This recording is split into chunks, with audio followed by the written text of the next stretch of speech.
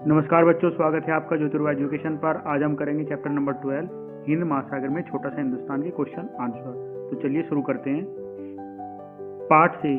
आइए अब हम इस पाठ को थोड़ा और निकटता से समझ लेते हैं। आगे दी गई गतिविधियां इस कार्य में आपकी सहायता करेंगी। आइए इन गतिविधियों को पूरा करते हैं मेरी समझ से। बच्चों, यहाँ पर 2 क्वेश्चन दिए गए हैं, उनके 4 ऑप्शन हैं। जो करेक्ट होगा उसको आपको तारे का निशान बनाना है। जैसे नीचे दिए गए प्रश्नों पर सटीक उत्तर कौन सा है उसके सामने तारा बनाइए। क्वेश्चन है, हिरण समूह में क्यों खड़े थे? तो ऑप्शंस हैं, भागने पर उन्हें सिंह के आक्रमण का डर था, वे भाग चुके हिरणों के लौटने की प्रतीक्षा में थे, वे बीच खड़े असावधान जिराफ की रक्षा कर रहे थे, सिंह उन्हें उदासीन थे अतः उन्हें कोई खतरा नहीं था। तो इसका करेक्ट आंसर होगा भागने पर उन्हें सिंह के आक्रमण का डर था। क्वेश्चन नंबर 2 है, मॉरिशस छोटे पैमाने पर भारतवर्ष ही है कैसे? इसके ऑप्शंस हैं, गन्ने की खेती अधिकतर भारतीयों द्वारा की जाती है, अधिकतर जनसंख्या भारत से जाने वालों की है, सभी भारतवासी परी तालाब पर एकत्रित होते हैं, और 4th वन है, भारत की बहुत सी विशेषताएं वहां दिखाई देती है। तो इसका ये करेक्ट आंसर हो जाएगा। अभी हमें ये बताना है कि हमने यही आंसर क्यों चुने हैं। तो इसमें लिखा है, अपने मित्रों के साथ चर्चा कीजिए और कारण बताइए कि आपने यही उत्तर क्यों चुने हैं। तो आप उत्तर लिखोगे, हिरण समूह में इसलिए खड़े थे क्योंकि यदि वे अलग भागते तो सिंह आसानी से उन पर हमला कर सकता था, समूह में रहने से उन्हें सुरक्षा मिलती है और खतरे का सामना करने की संभावना कम हो जाती है, इसलिए पहला उत्तर सही है। दूसरा, मॉरिशस को छोटे भारत के समान इसलिए कहा गया क्योंकि वहां भारतीय संस्कृति, भाषा, त्योहार, परंपराएं और जीवन शैली स्पष्ट रूप से दिखाई देती हैं। केवल गन्ने की खेती या जनसंख्या ही कारण नहीं है, बल्कि भारत की अनेक विशेषताएं वहां मौजूद हैं, इसलिए चौथे वाला ऑप्शन सही है। पंक्तियों पर चर्चा। पाठ में से चुनकर कुछ पंक्तियां नीचे दी गई हैं, इन्हें ध्यान से पढ़िए और इन पर विचार कीजिए। आपको इनका क्या अर्थ समझ में आया, अपने विचार अपने समूह में साझा कीजिए और अपने लेखन पुस्तिका में लिखिए।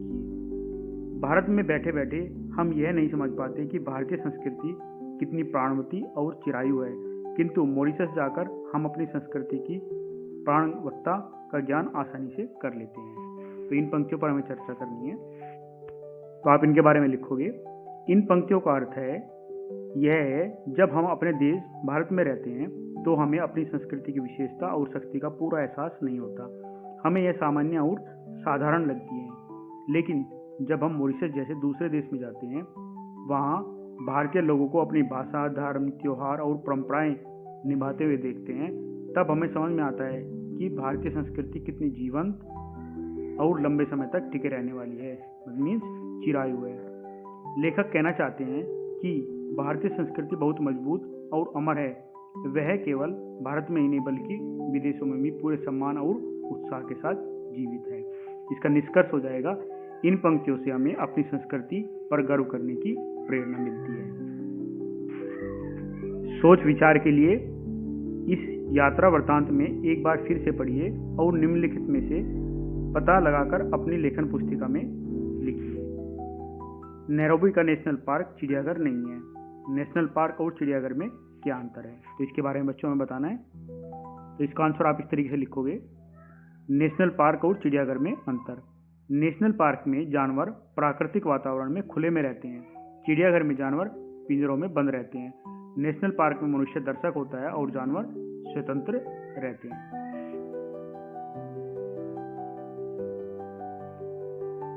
नेक्स्ट, हम लोग पेड़ पौधों और खरपत से भी बदतर समझे गए।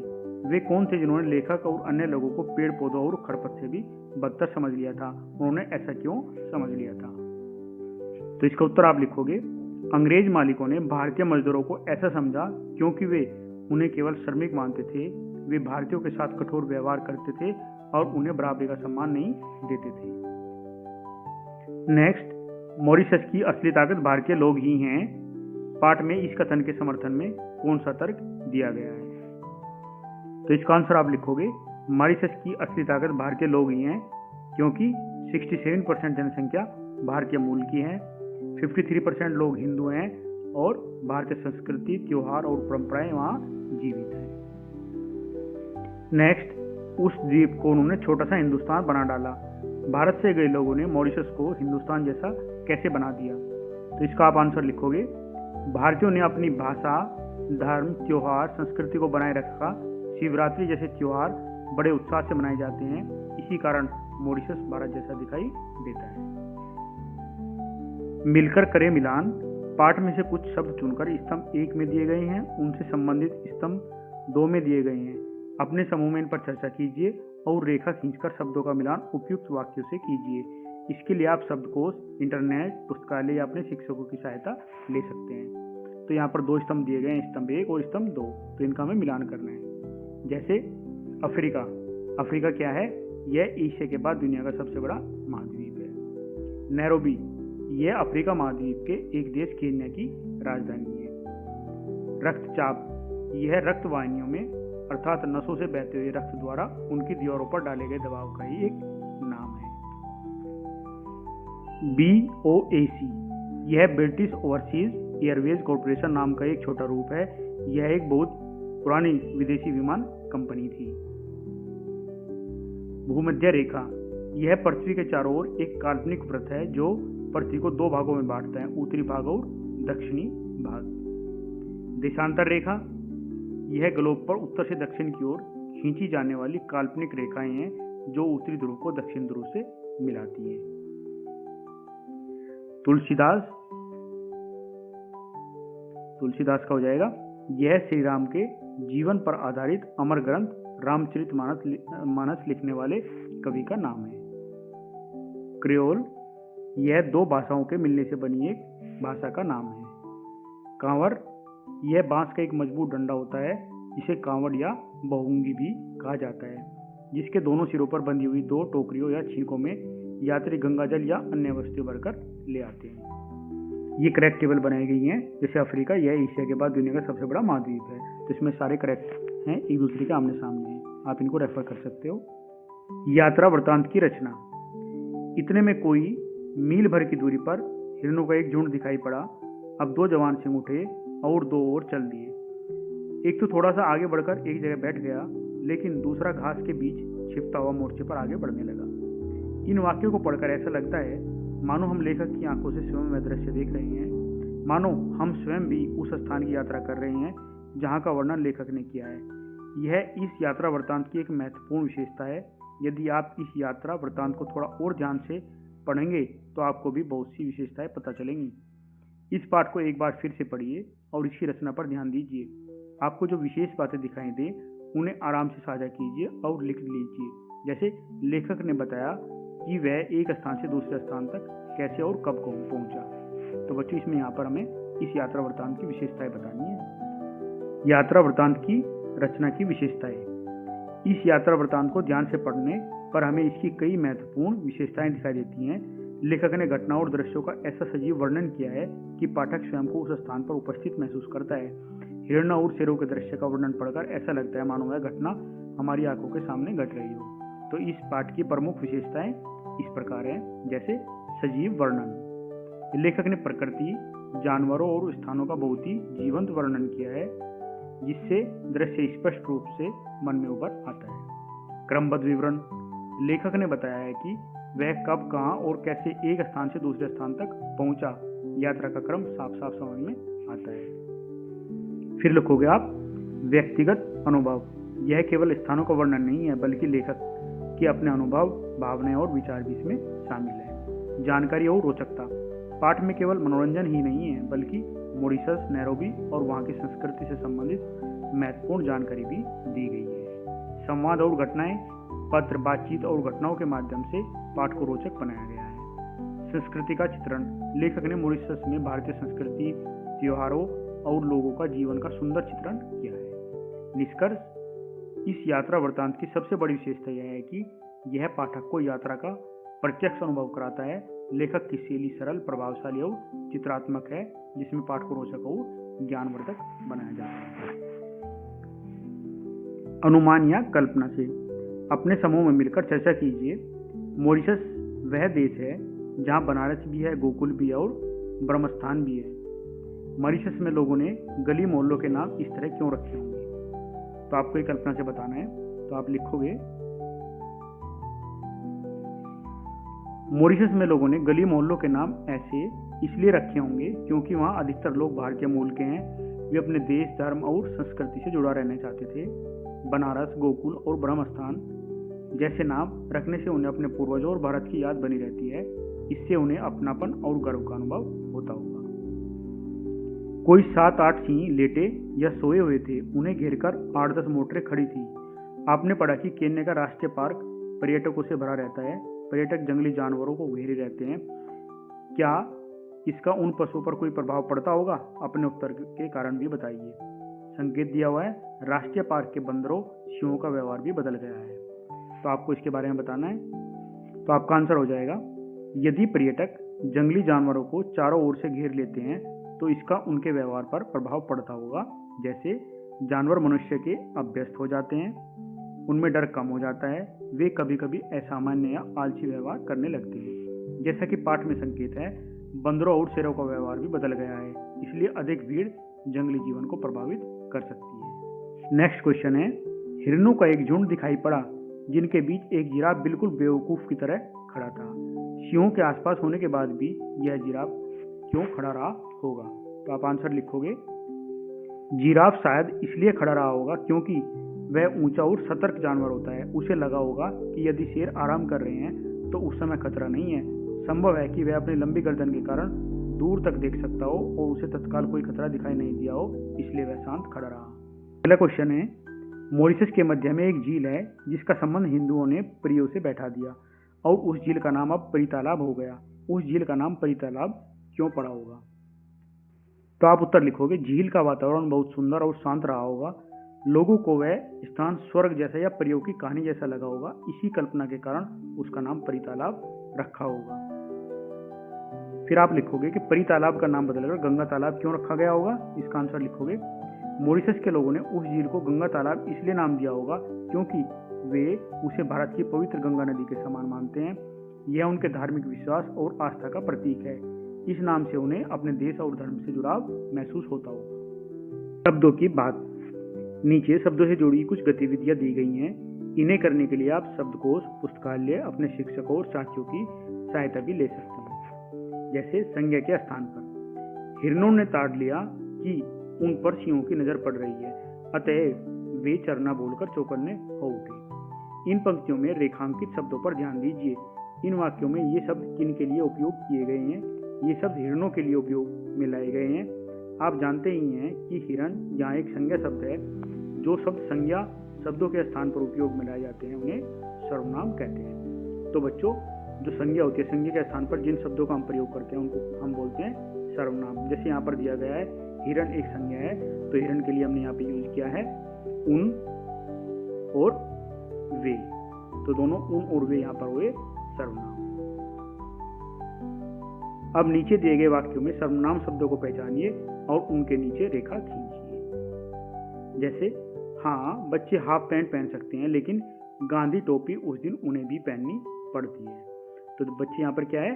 बच्चा जो है, बच्चे यहाँ पर है संज्ञा, और फिर यहाँ पर लिखा है लेकिन गांधी टोपी उस दिन उन्हें, तो उन्हें क्या हो जाएगा? उन्हें सर्वनाम हो जाएगा यहाँ पर इस सेंटेंस में। अगला क्वेश्चन, भारतीयों ने अत्याचार तो सही लेकिन प्रलोभनों को ठुकरा दिया। वे अपने धर्म पर डटे रहे और जिस द्वीप में भगवान ने उन्हें भेज दिया उस द्वीप को उन्होंने छोटा सा हिंदुस्तान बना डाला। तो इसी प्रकार हमें यहाँ पर भी सर्वनाम ढूंढना है। तो यहाँ पर संज्ञा क्या है? संज्ञा है यहाँ पर भारतीय। तो इसके बाद में आपको करोगे लेकिन प्रलोभनों को उन्होंने ठुकरा दिया वे। तो वे किसके लिए यूज हुआ है? भारतीयों के लिए। तो वे क्या है? संज्ञा। अपने धर्म पर डटे रहे और जिस द्वीप में भगवान ने उन्हें, तो यहाँ पे क्या आएगा? उन्हें भी जो है वो सर्वनाम है, भेज दिया। उस द्वीप को उन्होंने छोटा सा हिंदुस्तान बना दिया। तो यहाँ पे सर्वनाम है वे, उन्हें और उन्होंने। तो आपका आंसर इस तरीके से हो जाएगा, वे, उन्हें और उन्होंने। ऊपर दिए गए दोनों वाक्यों को सर्वनाम की जगह संज्ञा शब्द लगाकर लिखिए। अभी आपको जो जो सर्वनाम है उसको रिप्लेस करना है संज्ञा से, और वो वाक्य दोबारा से फिर आप लिखना है। तो लिखोगे आप, हाँ, बच्चे हाफ पैंट पहन सकते हैं लेकिन गांधी टोपी उस दिन, तो यहाँ पर ये आपने बदल दिया, यहाँ पे बच्चा लिख दिया, बच्चों लिख दिया, जो कि एक संज्ञा है, को भी पहननी पड़ती है। इसी प्रकार आप जो है वो सेकंड सेंटेंस वाक्य जो है उसमें आप लिखोगे, भारतीयों ने अत्याचार तो सही लेकिन प्रलोभनों को ठुकरा दिया। भारतीयों, तो यहाँ पर ये संज्ञा होगी, अपने धर्म पर डटे रहे और जिस द्वीप में भगवान ने उन्होंने, तो यहाँ पे क्या होगी, भारतीयों। आप सर्वनाम को यहाँ पे संज्ञा से रिप्लेस कर दिया आपने, भारतीयों को भेज दिया था, उस द्वीप को भारतीयों ने छोटा सा हिंदुस्तान बना डाला। तो आपको एक नियम याद रखना है, जो शब्द संज्ञा या नाम की जगह आते हैं उन्हें सर्वनाम कहते हैं, जैसे वह, वे, उन्हें, उन्होंने, अपना आदि। इस प्रकार पहचान पाठ के आधार पर आपने इस यात्रा वृत्तांत में 3 देशों के नाम पढ़े हैं, भारत, केन्या और मॉरिशस। पुस्तकालय या कक्षा में उपलब्ध मानचित्र पर भारत को तो आप सरलता से पहचान ही लेंगे, पाठ में दी गई जानकारी के आधार पर बाकी देशों को पहचानिए। तो यहाँ पर क्या करना है, आपको एक मैप लेना है, मानचित्र लेना है, जिसमें आपको भारत, केन्या और मॉरिशस को ढूंढना है। देखो बच्चों, ये जैसे मैप है, मैप में हमारा इंडिया है यहाँ पे, और ये केन्या है, यहाँ पे आप देख सकते हो इसको, ये केन्या हो जाएगा, ये इंडिया हो जाएगा, और ये जो छोटा सा यहाँ पे दिखाई दे रहा है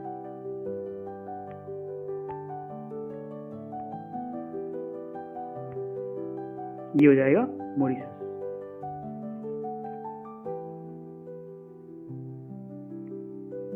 इस तरीके से आप इसको देख सकते हो, ये आपका इंडिया हो गया, ये आपका यहाँ पे केन्या हो गया, और ये मॉरिशस हो गया। आपकी बात, वहां जो कुछ देखा वह जन्म भर कभी नहीं भूलेगा। क्या आपने कभी ऐसा कुछ देखा, सुना या पढ़ा है जिसके बारे में आपको लगता है कि आप उसे कभी नहीं भूल सकेंगे? उसके बारे में अपने समूह में बताइए। तो बच्चों, ये आपको जो अभी आपका पर्सनल एक्सपीरियंस है उसके हिसाब से यहाँ पर इसका आप आंसर दे सकते हो। मैंने एक एग्जाम्पल लिया है, आप उसके हिसाब से उसको मॉडिफाई भी कर सकते हो। जैसे, हाँ, मैंने एक बार पहाड़ों में सूर्योदय देखा था, जब पूरा आकाश नारंगी और गुलाबी रंगों से भर गया था। वह दृश्य इतना सुंदर था कि आज भी आंखें बंद करते ही याद आ जाता है। मुझे लगता है कि मैं उसे कभी नहीं भूल पाऊंगा। हमें अफ्रीका के शेरों से मुलाकात कर लेनी चाहिए। मुलाकात शब्द का अर्थ है मिलना, लेकिन यहाँ मुलाकात शब्द का भाव शेरों को पास से देखना। इसके लिए अपनी आंखों से देखना, सजीव देखना, भेंट करना आदि शब्दों का प्रयोग भी किया जाता है। अपनी बात को और अधिक सुंदर या अनोखा रूप देने के लिए शब्दों को इस प्रकार के प्रयोग किए जाते हैं। आपने अब तक किन किन पशु पक्षियों से मुलाकात की है, वह मुलाकात कहाँ हुई थी, बताइए। बच्चों, जो जो आपने देखा है, जिनसे मुलाकात किया, वो बता सकते हो। जैसे, मैंने अब तक कई पशु पक्षियों से मुलाकात की है। चिड़ियाघर में मैंने हाथी, बाघ और जिराफ को देखा है। गांव में गायें, भैंस और बकरियों से रोज मिलना होता है। यह ऐसी सफलता की बात है जिस पर सभी भारतीयों को गर्व होना चाहिए। आपको किन किन बातों पर गर्व होता है, बताइए। यहाँ पर संकेत दिया गया है। ये बातें आपके बारे में हो सकती हैं, आपके परिवार के बारे में हो सकती हैं, और किसी अन्य व्यक्ति, वस्तु, स्थान, प्राणी आदि के बारे में भी हो सकती है। तो आपको इसका आंसर देना है। तो आप इस तरीके से लिख सकते हो, मुझे इन बातों पर गर्व होता है। मेरे दादाजी स्वतंत्रता संग्राम सेनानी थे। मेरी माँ गांव की पहली महिला शिक्षक बनी। हमारे स्कूल ने पर्यावरण बचाने के लिए वृक्षारोपण अभियान चलाया। भारत की विविधता और संस्कृति पर भी मुझे गर्व है। हमारे त्योहार, भाषाएं और परंपराएं सब अनोखी है। तो बच्चों, आप इसमें अपने तरीके से ऐड कर सकते हो। कक्षा और घर की भाषाएं, प्राय सभी भारतीय भोजपुरी बोलते अथवा उसे समझ लेते हैं। यहाँ तक कि भारतीयों के पड़ोस में रहने वाले चीनी भी भोजपुरी बखूबी बोल लेते हैं। भारत एक बहुभाषी देश है। भारत में लगभग सभी व्यक्ति एक से अधिक भाषाएं बोल या समझ लेते हैं। आप कौन कौन सी भाषाएं बोल समझ लेते हैं? आपके मित्र कौन कौन सी भाषाएं बोल समझ लेते हैं? इसके बारे में यहाँ दी गई तालिका को पूरा कीजिए। तो बच्चों, यहाँ पर ये तालिका दी गई है, इसमें बताना है कि मैं जिन भाषाओं को बोल या समझ लेता हूँ या लेती हूँ वो लिखनी है। फिर आपके मित्र जो भाषाएं बोलते हैं, समझ लेते हैं, और फिर आपके परिवार वाले। तो जैसे सपोज कीजिए आप हिंदी, इंग्लिश, है ना, भोजपुरी, बंगाली और या फिर हरियाणवी, जो भी आप समझ लेते हैं वो यहाँ पे लिख लेना। उसी तरीके से अपने मित्रों के बारे में जो वो जानते हैं वो लिख देना, और अपने घर वालों के बारे में, और फिर उनकी काउंटिंग बतानी है, कितनी कितनी काउंटिंग होती है। जैसे आप अगर सपोज कीजिए आप 4 भाषाएं बोल लेते हैं तो फिर 4 लिख देनी है। आपके मित्र 5 बोल लेते हैं तो उनका 5 लिख देना है। इस तरीके से कर देनी है। इस तरीके से आपको ये टेबल बनानी होगी, उसमें लिखना होगा। जैसे मैं किन भाषा को बोल सकता हूँ, जैसे हिंदी, अंग्रेजी, भोजपुरी, पंजाबी। अगर आपको हरियाणी आती तो हरियाणवी। इस तरीके से आप अपने दोस्तों के बारे में लिख सकते हैं, अपने परिजनों के बारे में, और जितनी उनकी काउंटिंग हो जाएगी वो यहाँ पे आपको फिल कर देनी है। प्रशंसा या सराहना विभिन्न प्रकार से। यह द्वीप हिंद महासागर का मोती है। भारत समुद्र का सबसे खूबसूरत सितारा है। इस पाठ में लेखक ने मॉरिशस की सराहना में यह वाक्य लिखा है, सराहना करने के लिए दिनकर ने द्वीप की तुलना मोतियों और तारे से की है। किसी की सराहना अनेक प्रकार से की जा सकती है। आप आगे दी गई तालिका को पूरा कीजिए। पहले नाम लिखिए, फिर इनकी प्रशंसा में एक एक वाक्य लिखिए। शर्त यह है कि प्रत्येक बार अलग अलग तरह से प्रशंसा करनी है। तो यहाँ पर एक ये तालिका दी गई है बच्चों, इसमें सभी के बारे में, जैसे स्वयं, परिजन, शिक्षक, मित्र, सबके बारे में उनका नाम लिखना है आपको, और यहाँ पे उनको एक एक सेंटेंस लिखना है, एक एक वाक्य लिखना है उनकी प्रशंसा में।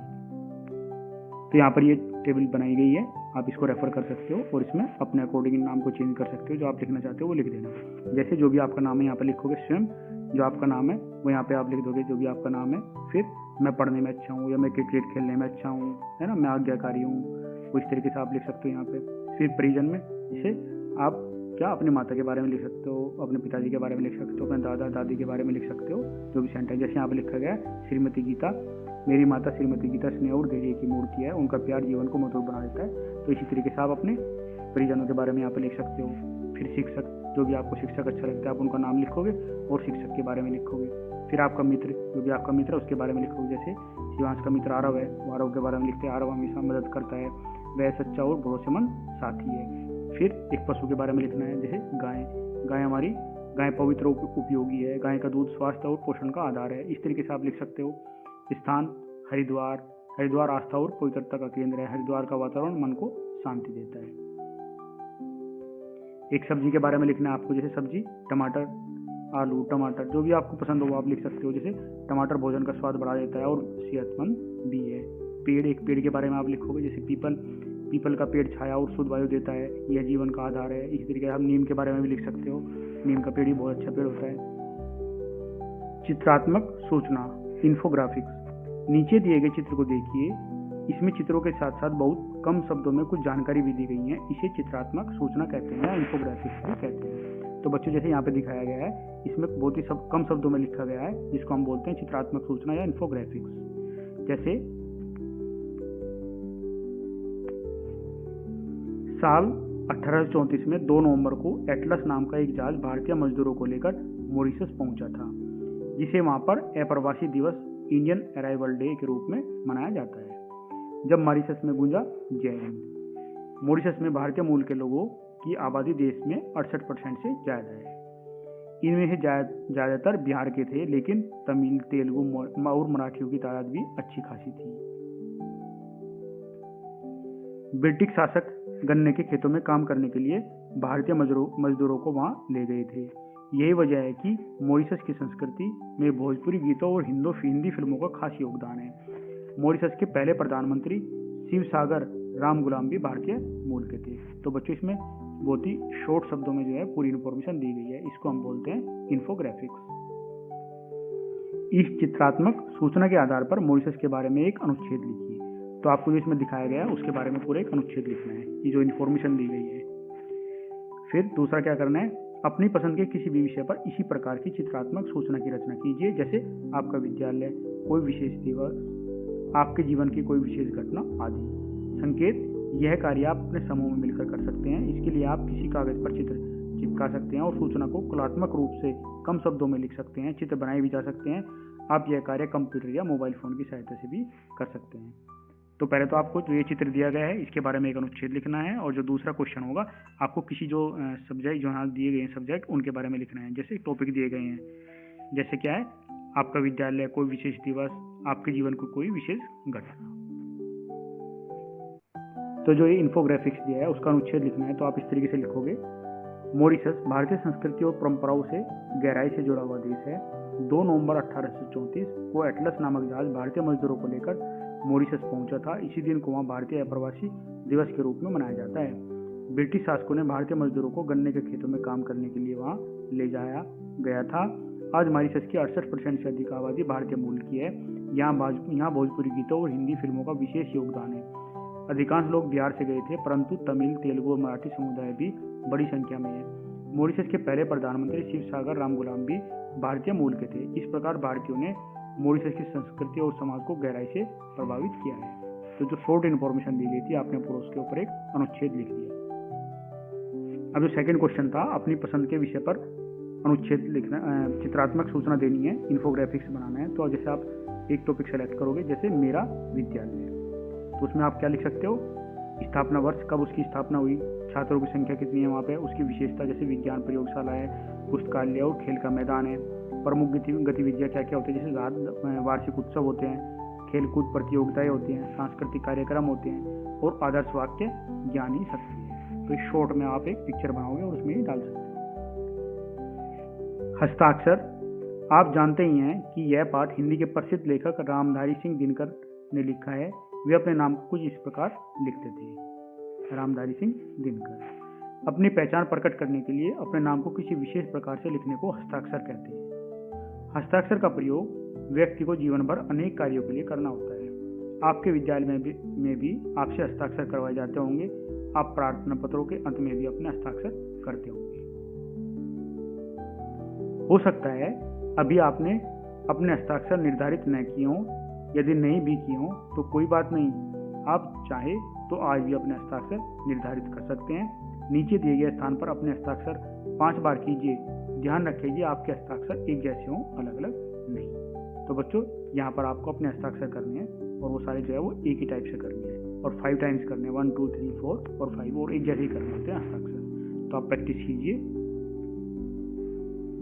पत्र, यहाँ दिनकर का लिखा एक पत्र दिया जा रहा है, इसे पढ़िए और प्रश्नों के उत्तर लिखिए।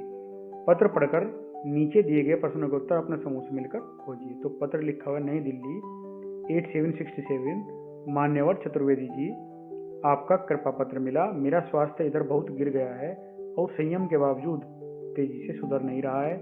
मेरा चित्त अभी भी दबा हुआ है। ऐसी अवस्था में मैंने 2 सप्ताह के लिए मॉरिशस जाना स्वीकार कर लिया है। 15 जुलाई को प्रस्थान करना है, लौटना शायद 5 अगस्त तक हो।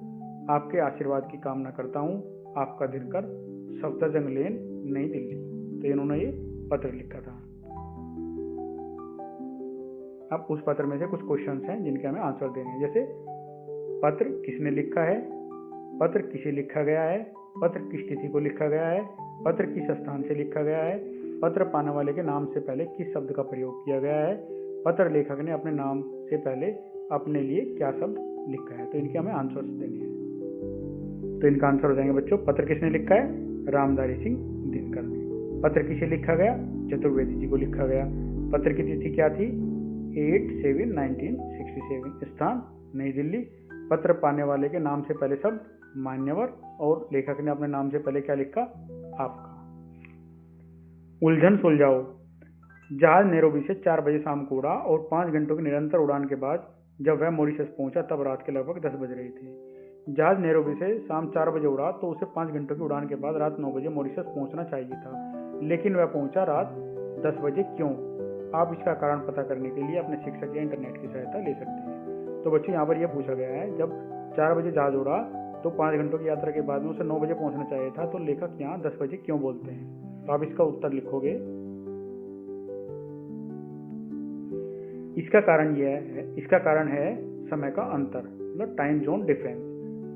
नैरोबी का समय क्षेत्र है east Africa time EAT UTC 3, ये बच्चों अभी याद रखना है आपको। और मॉरिशस का समय क्षेत्र है MUT मींस UTC 4। नैरोबी का क्या है, UTC 3 और उसका UTC 4। तो यहाँ पे कितना टाइम का डिफरेंस है, 1 घंटे का अंतर है। तो नैरोबी जो है वो 1 घंटे आगे है। तो इसलिए जहाज नैरोबी से 4 बजे शाम को उड़ा, 5 घंटे की उड़ान के बाद नैरोबी समय अनुसार 9 बजे रात पहुंचा, लेकिन मॉरिशस का समय नैरोबी से 1 घंटा आगे है। यहाँ पे देख रहे हो ना आप, UTC+4 और UTC+3 है, तो वो 1 घंटा आगे है मॉरिशस का टाइम। इसलिए मॉरिशस में 10 बजे रात हो चुके थे, इसलिए उसको बोला गया है कि जहाज जो है लगभग 10 बजे पहुंचा। तो इसका निष्कर्ष हो जाएगा, यह अंतर केवल उड़ान की अवधि नहीं बल्कि समय क्षेत्र के अंतर के कारण है। यही कारण है कि लेखक ने मॉरिशस पहुंचने का समय लगभग 10 बजे रात लिखा था, क्योंकि जब वो नैरोबी से उड़े तो उस टाइम पे 4 बजे थे, और जब वो मॉरिशस पहुंच जाते हैं तो वहाँ पे क्या होता है, वहाँ पे 10 बज जाते हैं। क्यों? क्योंकि वो 1 घंटा आगे है। बजनी चाहिए थे 9, लेकिन वो 1 घंटा ज़्यादा है, तो 9 + 1 = 10 हो जाते हैं। तो इसलिए उन्होंने लिखा 10। नेक्स्ट क्वेश्चन है बच्चों, नीचे 2 घड़ियों के चित्र दिए गए हैं। एक घड़ी भारत के समय को दिखा रही है और दूसरी घड़ी दिखा रही है उसी समय मॉरिशस में कितने घंटे और मिनट हुए हैं। इन घड़ियों के अनुसार नीचे दिए प्रश्नों के उत्तर दीजिए। तो तो ये कौन सी घड़ी है? भारत की घड़ी है और ये मॉरिशस की घड़ी है। तो सबसे पहले हमें टाइम देखना है, कितना टाइम हुआ है। देखो ये कितना है, ये 5, तो मतलब 5 बजकर कितने मिनट हुए? 5, 10, 15 और 20, तो 5:20, तो 5 बजकर जो है 20 मिनट हुए। और ये घड़ी किसकी है? मॉरिशस की। तो यहाँ पे कितने हुए? 3 बजकर कितने मिनट? 10 × 5 50, 3 बजकर 50 मिनट हुए। तो आपने देख लिया इंडिया में कितना हुआ? 5 बजकर 20 मिनट हुआ है और मॉरिशस में 3 बजकर 50 मिनट हुए हैं। तो ये दोनों आंसर हो जाएंगे। अब भारत में क्या समय हुआ और मॉरिशस में क्या हुआ।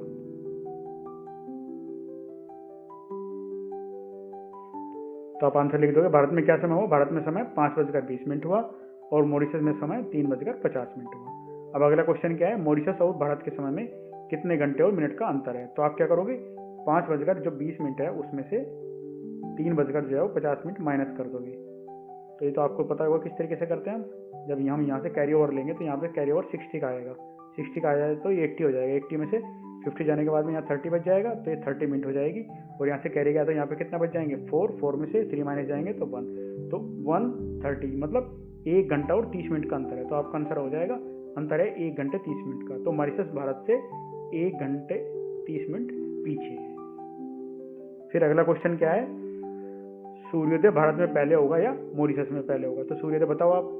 जब भारत उससे 1 घंटा 30 मिनट आगे है तो पहले सूर्योदय भारत में होगा और मॉरिशस में पीछे होगा। जिस समय भारत में दोपहर के 12 बजे होंगे उस समय मॉरिशस की घड़ियां कितना समय दिखा रही होंगी? अगला क्वेश्चन ये है। तो आप क्या करोगे उसमें? मॉरिशस कितना है? 1.5 घंटा पीछे है, तो 12 में से 1.30, 1.5 घंटा माइनस कर दोगे तो वो टाइम आ जाएगा। तो आपका आंसर इस तरीके से आप लिखोगे। सूर्योदय भारत में पहले होगा या मॉरिशस में? सूर्योदय भारत में पहले होगा क्योंकि भारत मॉरिशस से आगे है। फिर दूसरा क्वेश्चन था, जिस समय भारत में दोपहर के 12 बजे होंगे उस समय मॉरिशस की घड़ियां कितना समय दिखा रही होंगी? तो आप लिखोगे 10 बजकर 30 मिनट, क्योंकि आप जो है 12 में से 130 माइनस करोगे, 130 माइनस करोगे तो आपको हो जाएगा कितना? 10:30। आज की पहेली। आज हम आपके लिए एक अनोखी पहेली लाए हैं। यहाँ एक वाक्य दिया गया है, आपको पता करना है कि इसका क्या अर्थ है। तो यहाँ पे क्या है? एक वाक्य दिया गया, वाक्य क्या है? येला मालत येला गोलस, और येला को क्या बताया गया? फिर मेरा। और संकेत क्या है सोल्व करने के लिए? कै खे। तो यहाँ पे इसका मतलब है जो खे को आप कै पढ़ोगे, मतलब उससे पहले वाला आप पढ़ोगे। जैसे यहाँ पे इसके लिए आपको क्या करना होगा? एक वर्णमाला लिखनी होगी और वर्णमाला से फिर उनको शब्दों को चेंज करना होगा आपको। जैसे ये से पहला क्या है? मैं, तो यहाँ पे मैं लिखा हुआ है। ले से पहले क्या है? रे, तो मेरा बन जाएगा। इसी तरीके से हमें मालत का ढूंढना है। तो मैं क्या है? मैं से पहले क्या आता है? भे आएगा, तो यहाँ पे मैं की जगह आप उसे लिखोगे भे। इस तरीके से मैं की जगह आप भे लिख दोगे। ये फिर क्या है? ले से पहले क्या आता है? रे, तो फिर रे लिख दोगे आप। और थे से पहले क्या है? थे से पहले आता है ते, ये वाला, तो ये लिख दोगे। तो ये मालत का क्या हो जाएगा? भारत। इस तरीके से ये लगा मेरा, और फिर गोलस को आप करोगे तो उसका गौरव आ जाएगा। तो इस तरीके से आपका सोल्व हो जाएगा क्वेश्चन। तो ये क्या होगा? मेरा भारत मेरा गौरव। खोजबीन के लिए नीचे दी गई रचनाओं को पुस्तक में दिए गए QR कोड की सहायता से पढ़े, देखे गए, समझे। तो आपको ये रचनाएं हैं उनको देखनी है। जैसे चांद का कुर्ता, मिर्च का मजा, राष्ट्रकवि रामधारी सिंह दिनकर की जीवनी, हिमालय के पर्वतीय प्रदेश की मनोरम यात्रा। तो आप इनकी स्टडी करोगे बच्चों अपनी बुक में से। जैसे यहाँ पर रामधारी सिंह दिनकर की जीवन परिचय दिया गया है, कब उनका जन्म हुआ, उनके माता पिता कौन थे, उनका निधन कब हुआ, उनका साहित्यिक योगदान क्या क्या रहा, और उनकी प्रमुख कृतियाँ क्या क्या हैं, सम्मान और उपलब्धियाँ उनकी क्या रही, योगदान और प्रभाव। इस तरीके से ये रामधारी सिंह दिनकर के बारे में लिखा है। तो आप और डिटेल में पढ़ोगे तो आपको बुक से मिल जाएगा। तो बच्चों यहाँ पर ये क्वेश्चन आंसर का पार्ट कंप्लीट हो जाता है। मैं उम्मीद करता हूँ कि आपको ये अच्छे से समझ में आया होगा, और अगर आपको अच्छा लगा तो प्लीज़ चैनल को लाइक, शेयर और सब्सक्राइब करना। Thanks for watching.